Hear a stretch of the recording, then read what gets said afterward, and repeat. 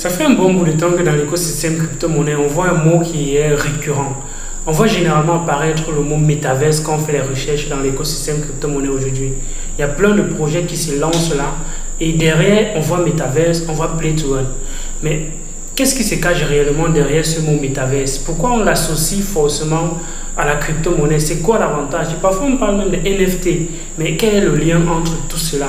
Aujourd'hui, quelqu'un qui se lance dans les crypto-monnaies et qui voit apparaître ce mot-là, quelles sont les opportunités qu'il y a autour des métaverses? Donc, reste jusqu'à la fin de la vidéo, tu vas apprendre ce que c'est que métaverse, quels sont les métiers même futurs dans l'écosystème des métaverses et pourquoi aujourd'hui, toi qui es même en train de te former, tu peux derrière apprendre un bon nombre de choses et voir où est-ce que le monde est en train de partir et comment est-ce que tu peux te positionner pour ce qui arrive très prochainement.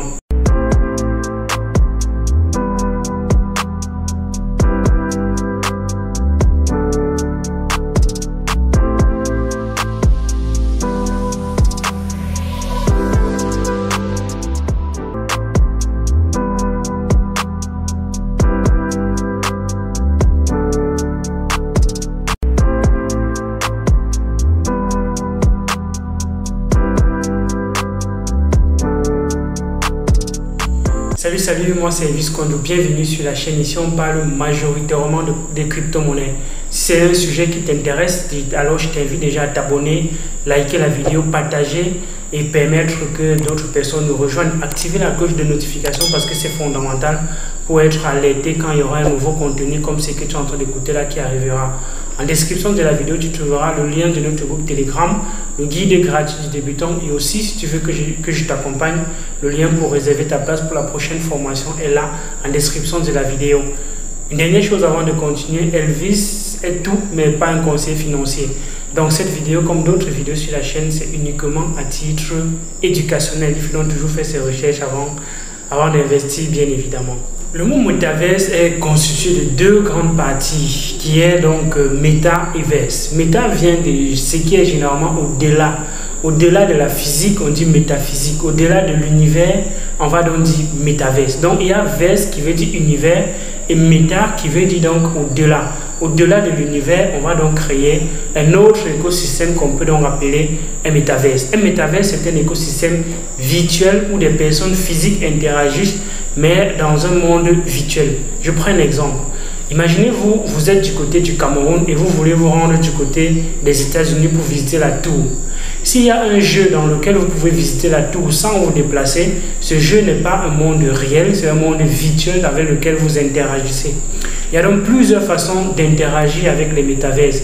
C'est soit avec les casques de réalité virtuelle, soit avec des plateformes qui vont permettre de simuler parfois l'écosystème du métaverse. On va parfois voir dans des cinémas où il y a des chaises 4D, avec des sensations de peut-être d'odeur qu'on va ventiler dans la salle pour pouvoir te permettre de te plonger entièrement dans le métaverse. Dans le métaverse, c'est pas quelque chose qui est nouveau, c'est quelque chose dont on a l'habitude parfois d'interagir avec. Parfois dans certains jeux, quand vous êtes en train de jouer dans certains jeux, il y a des manettes que vous pouvez utiliser, il y a des objets que vous pouvez utiliser avec un sol qui a des capteurs où vous pouvez interagir avec le jeu sans être physiquement dans le jeu. C'est donc ce qu'on appelle un métaverse. Donc pourquoi est-ce qu'aujourd'hui on a tendance à coupler métaverse avec les NFT comme si c'était quelque chose de nouveau? Quel est le besoin de créer même ces métaverses-là? On a, comme j'ai expliqué dans la première partie, ces écosystèmes virtuels-là peuvent avoir des utilités qui sont diverses. On peut voir par exemple le métaverse se dresser dans le domaine de la médecine et on utilise donc un monde virtuel pour interagir avec des patients par exemple qui sont à distance. Voilà peut-être une utilité qu'on peut donner au métaverse. Mais prenons encore un autre cas palpable qui fait en sorte qu'aujourd'hui, Facebook annonce qu'il se lance dans les métaverses. Quand il a fait cette annonce-là, on a les crypto-monnaies qui étaient autour des métaverses, qui ont popé, qui ont pris beaucoup de la valeur, tout simplement parce qu'elles étaient là avant Facebook et Facebook est venu confirmer que c'est la direction vers laquelle il faut aller, par exemple. Mais le métaverse de Facebook veut résoudre un problème qu'on a dans le monde des réseaux sociaux. Dans le monde des réseaux sociaux, Bien qu'on fait les appels vidéo, par exemple sur WhatsApp, on a le téléphone à l'oreille, on n'a pas la pleine sensation d'être avec une personne en face de nous. Même si tu vois quelqu'un sur ton téléphone, tu n'as pas la sensation que cette personne est réellement devant toi. Du coup, on a besoin de simuler les sens, de simuler la vue et faire en sorte que tu te retrouves un peu plongé, immergé dans un écosystème en ayant les sensations d'y être toi-même. C'est donc ça qui va faire en sorte que Facebook veut créer un réseau social métaverse pour permettre aux gens de se rencontrer physiquement, en fait pas physiquement mais de façon virtuelle en ayant les sensations physiques qui se sont rencontrées. On va donc pouvoir interagir dans ce genre d'écosystème avec des avatars par exemple. Donc le besoin il est là. Il est clair que plusieurs personnes veulent déjà encore ce genre de choses. Quand on voit Facebook aujourd'hui avec ses limitations, ça peut pousser justement ce désir d'aller encore plus loin. Mais ça, c'est un type de métaverse. Il y a d'autres métaverses où c'est pour les jeux, où tu vas te connecter dans un monde virtuel, tu vas jouer et tu vas interagir avec d'autres personnes sur la planète en ayant les pleines sensations que tu es réellement, avec les casques de réalité virtuelle qui vont ajouter de l'intelligence artificielle pour envoyer des signaux à ton cerveau qui va peut-être réagir comme s'il était en face de quelque chose qui est réel. Mais pourquoi est-ce qu'on couple cela avec la blockchain? Je vais prendre un jeu par exemple qui est très joué où il y a des objets qu'on peut acheter dans le jeu. Si on prend par exemple le jeu Fortnite, dans le jeu Fortnite, vous avez la possibilité d'acheter des équipements, que ce soit une épée, que ce soit une armure, que ce soit quelque chose dans le jeu que vous pouvez acheter et parfois c'est un nombre limité. Comment est-ce que vous faites derrière pour garantir que c'est quelque chose qui est effectivement limité? Si on te dit qu'il y a 2 armes dans le jeu, qu'il y a 2 épées dans le jeu, tu as un, mais tu ne sais pas s'il y a N personnes dans le jeu qui ont la même épée, parce que vous n'êtes pas au même endroit en train de jouer physiquement. Donc du coup, tu ne peux pas vérifier que d'autres personnes ont ces mêmes choses-là. Donc tu ne peux que te fier à ce que les créateurs du jeu te disent derrière. Ça, c'est une des choses. Mais comment est-ce que tu garantis que tu es le seul propriétaire, que tu es l'unique propriétaire de cela? C'est justement là que les NFT entrent en jeu. Les NFT ont déjà permis de créer des objets uniques sur la blockchain. Ça permet déjà de créer cette unicité-là sur la blockchain et cette unicité-là peut donc être attachée aux objets qui seront dans ce jeu, à tout ce qui peut être unique et possédable dans un métaverse. Dans un métaverse, vous êtes le propriétaire de quelque chose. Pour assurer que vous êtes réellement propriétaire de cela, on peut donc adosser cela sur la blockchain et ce sera connecté à votre portefeuille. C'est comme ça que vous aurez la possibilité de garantir que oui, derrière, vous êtes le réel propriétaire de cela. Donc, ça c'est une des continuités des métaverses, en fait, des NFT derrière, parce que les NFT donnent bien plus de fonctionnalités et bien plus de possibilités que ça, tel que, en fait, on va faire une vidéo concrète sur les NFT, un peu plus complète sur les NFT. Quel est maintenant le futur des métaverses? Les métaverses présentent un futur assez brillant parce que derrière, si on peut interagir dans un écosystème virtuel, alors il y aura plein de choses à construire dans cet écosystème virtuel. Imaginez-vous par exemple, il y a une salle de classe virtuelle où les personnes viennent s'asseoir virtuellement pour suivre des cours. On aura besoin des enseignants qui vont donner les cours dans cet écosystème virtuel. Alors un enseignant est un avatar qui peut interagir dans un écosystème virtuel. À défaut d'aller dans une salle de classe normale, physique, donner cours, il peut aller dans un métaverse et donner cours à des personnes qui ne sont pas là et qui sont dans le monde entier, par exemple. Cette salle de classe peut être construite par des ingénieurs. Donc, des ingénieurs peuvent sortir des grandes écoles et venir designer des plateformes pour les métaverses et venir construire des trucs pour les métaverses. Par exemple, quand Nike annonce qu'ils sont en train d'acheter des trucs dans le métaverse, Adidas annonce qu'ils sont en train de venir acheter des trucs dans le métaverse, c'est parce qu'ils veulent construire des plateformes de e-commerce dans le métaverse. Et ces plateformes de e-commerce là seront construites par qui?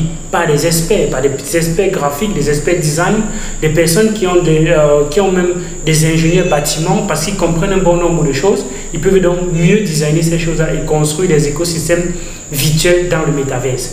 Donc ça donne tellement de possibilités et ça fait en sorte qu'il y a une très grosse économie et il y a donc beaucoup de choses qui sont en train d'être orientées dans le métaverse parce qu'aujourd'hui, de par le monde entier, il y a déjà des personnes qui travaillent de façon virtuelle dans les clubs. Dans les clubs de Street 6, dans les clubs où on joue des jeux vidéo, où on joue peut-être des parties de poker et tout ça, il y a des personnes qui viennent interagir dans l'écosystème virtuel du métaverse. C'est vrai, c'est fou ce qui est en train de se passer et on peut se dire, mais est-ce que c'est réel tout ce qu'on est en train de dire là? Mais c'est réel. C'est réel parce que le but des métaverses derrière, c'est de donner la possibilité aux gens d'être immergés dans le métaverse, interagir dans le métaverse et permettre justement que ces personnes-là puissent se couper du métaverse uniquement pour les besoins physiques naturels, tels que se mettre à l'aise, boire, manger, et après on revient dans le métaverse et on repart par exemple dormir. Donc quelqu'un peut être là, il a son bureau ici et il travaille avec des personnes du côté des États-Unis là, comme s'ils étaient là face à face et qu'ils étaient en train de se toucher, comme s'ils étaient en train, bon pas forcément de se toucher, mais avec les sensations que tu as la personne à côté de toi. C'est le but des métaverses et c'est là où le monde est en train de partir. Mais comment est-ce qu'on peut se faire de l'argent avec les métaverses? C'est une question qui est tellement posée et dans cette vidéo, je vais te donner 4 possibilités de se faire de l'argent avec les métaverses. La première possibilité, c'est déjà d'utiliser la monnaie, d'acheter la monnaie qui sert d'économie dans un métaverse. Quand un écosystème virtuel se crée, c'est comme un pays qui va se créer par exemple. Il va définir sa monnaie. Sa monnaie sera le moyen d'interagir dans son écosystème. Pour acheter des trucs dans l'écosystème, il faudrait sa monnaie, ainsi de suite, pour pouvoir s'échanger, que ce soit des objets qu'il faut acheter, que ce soit des biens qu'on veut passer d'une personne à une autre. Si on est dans un écosystème où il faut acheter des trucs dans des boutiques, par exemple, on aura besoin de la monnaie de l'écosystème pour pouvoir interagir avec l'écosystème. C'est donc une opportunité en se disant si le métaverse connaît une certaine ampleur, une certaine demande et que ça grandit, vu que les monnaies derrière qui sont créées pour ces écosystèmes sont parfois en nombre limité, ça peut donc te permettre de dire ok, c'est une opportunité d'affaires. La deuxième chose, c'est de collectionner les objets qui sont dans le métaverse. Vu qu'un métaverse va pour créer son unicité attacher des objets au NFT. Donc, il va attacher des trucs dans le métaverse au NFT. Sur Decentraland, on parle des parcelles, des terrains où les gens vont venir acheter, qui sont derrière en fait des métaverses, des NFT qui sont tradables sur les plateformes comme OpenSea. On va parler des armes dans, je sais pas, dans World of Warcraft ou bien dans n'importe quel jeu là. On va parler des armes et des objets qui sont collectionnables et qui peuvent être vendus. Je peux être dans le jeu, je joue, je collectionne des trucs et je repars sur la marketplace, vendre cela à quelqu'un et la personne va acheter et il sera le propriétaire dans le jeu aussi parce que c'est lui qui est le propriétaire du NFT. Donc du coup, ça crée une économie assez parallèle comme ça pour les jeux, pour les personnes là qui sont des très grands gamers, ils peuvent collectionner des trucs et venir revendre derrière. Mais toi, tu n'as pas besoin de jouer pour venir acheter cela. Tu achètes, tu gardes parce que tu espères que quelqu'un aura besoin dans le jeu et il va venir acheter chez toi par exemple. Donc voilà la deuxième possibilité de se faire de l'argent avec les NFT. La troisième possibilité, c'est bien évidemment de participer, d'interagir sur la plateforme et de jouer pour gagner. Donc play to earn. Tu es dans le jeu, tu joues et tu collectionnes des trucs parce que sur certains jeux, il y aura 2 monnaies qui vont interagir dans le système, un peu comme sur Axie Infinity, il y a 2 monnaies, il y a l'Axie Infinity même et il y a le Small Portion Love qui sera utilisé comme récompense à tous ceux qui interagissent et qui jouent dans l'écosystème par exemple. C'est la même chose avec les plateformes comme Mavia où il y aura 2 tokens aussi, il y aura le token Mavia et il y aura un autre token à côté pour rémunérer les personnes qui vont participer à l'écosystème. Donc il y aura tellement de choses comme ça pour encourager les personnes à venir jouer et plus on a de jeux dans le système, plus on pourra attirer les grandes personnes qui vont venir simplement dans l'optique de disposer les publicités sur un panneau dans le jeu. C'est comme ça que les gens comme Coca-Cola vont arriver, d'autres là vont arriver et c'est derrière intéressant pour toi parce que tu es récompensé aussi, parce que tu permets de faire les actions dans le jeu. La quatrième possibilité, bien évidemment, c'est de créer son propre métaverse ou bien de créer un service qui est utilisé dans un métaverse. Par exemple, Snowdrop a organisé un certain spectacle dans le métaverse. Et quand il a organisé le spectacle dans le métaverse, on a besoin des NFT comme ticket pour pouvoir accéder à ce genre, à son espace qu'il a mis dans le métaverse. Dans son concert dans le métaverse, c'était géant. Il y a eu tellement de personnes qui ont acheté le NFT et il a généré comme ça beaucoup d'argent en se coupant de tous ces tiers de confiance, de tous ces intermédiaires qui permettent de collecter des fonds pour organiser les événements par exemple. Donc voilà un service qu'il a proposé et derrière il a eu une récompense pour cela bien évidemment. Du coup, tu peux créer ton métaverse, c'est pas si compliqué que ça. Il faudrait avoir quand je dis c'est pas si compliqué, c'est faux. C'est compliqué de créer un métaverse bien évidemment parce qu'il faut des compétences en intelligence artificielle, il faut des compétences en développement bien poussé, il faut des compétences en graphisme, ainsi de suite. Il faudrait une équipe bien avancé quand même derrière pour pouvoir développer ce genre de plateforme. Mais derrière, tu peux proposer un service dans le métaverse. Si c'est une plateforme de e-commerce, comment est-ce que tu peux vendre ton produit dans le métaverse? Si c'est une plateforme où tu vois qu'il y a peut-être besoin de, je ne sais pas trop quoi, tu peux avoir un service qu'on a besoin dans le métaverse et tu vois comment proposer ton service dans le métaverse par exemple. Ça va faire la quatrième façon de se faire de l'argent avec les métaverses. C'est encore tellement jeune les métaverses, il y a tellement de choses encore qui sont en train de se créer, la technologie est encore tellement nouvelle que les choses sont en train d'arriver au fur et à mesure. C'est la raison pour laquelle on voit tellement de projets de NFT qui se lancent sur ces plateformes de IDO, de lancement de projets de ICO, ainsi de suite.